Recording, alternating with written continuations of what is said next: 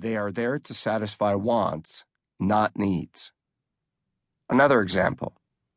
If you need a new watch to tell the time accurately, you can choose a Timex or 100 other brands. Less than $100 will put one on your wrist, and you may never be late for a meeting again.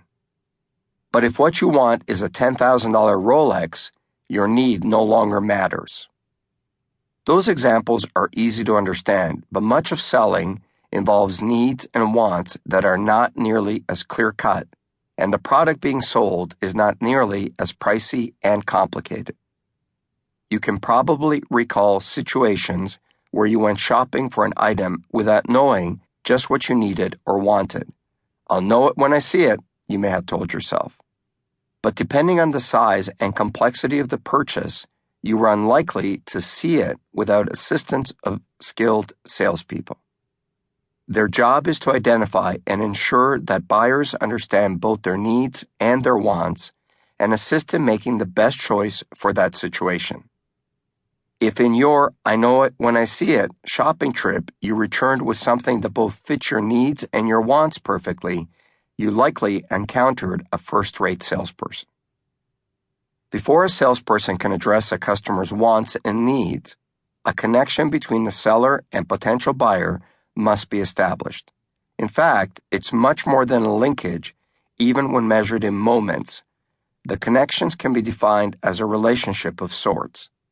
It hardly extends into a BFF kind of bond, but it needs to be revealing enough to provide the salesperson with an insight into some corners of the buyer's life.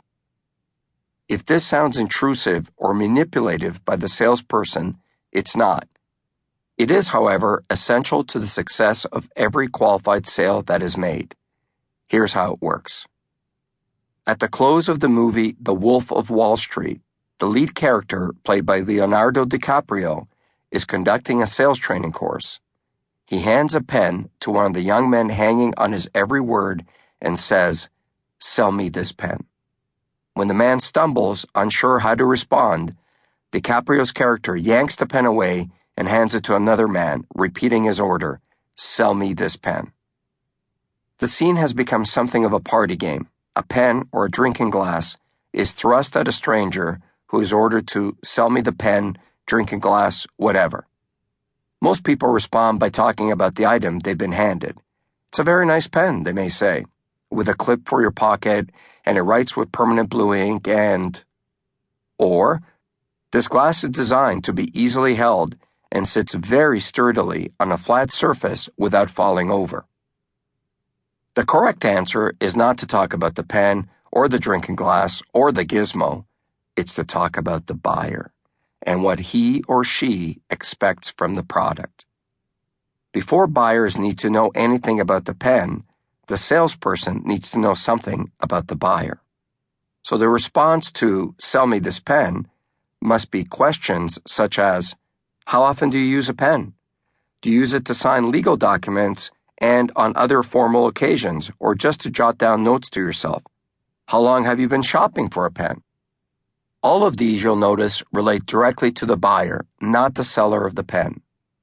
That's why none of the questions refers to the price that the buyer plans to spend, because that's a question more closely linked to the seller. How much commission can I make on this sale? How hard should I work at it based on how much the sale is worth to me? The buyer's answers may trigger new questions until the seller is prepared to say, "Based on what you've told me, I have a pen here that fits all your needs with a few special features you'll appreciate." The salesperson has done two things in this exchange. First, instead of jumping into a sales pitch, she has launched a qualifying session to match the buyer with the product. And second, as limited as it may appear at first glimpse, she has created a relationship with the customer, who recognizes that the salesperson knows enough to make a realistic suggestion about the product. If this all sounds a little silly, that's because we're dealing with pens and drinking glasses, small and incidental things. But the basis still holds all across the spectrum of things being bought and sold. Change the pen to a house, for example, and the qualifying questions are similar. Only the dollar value has changed.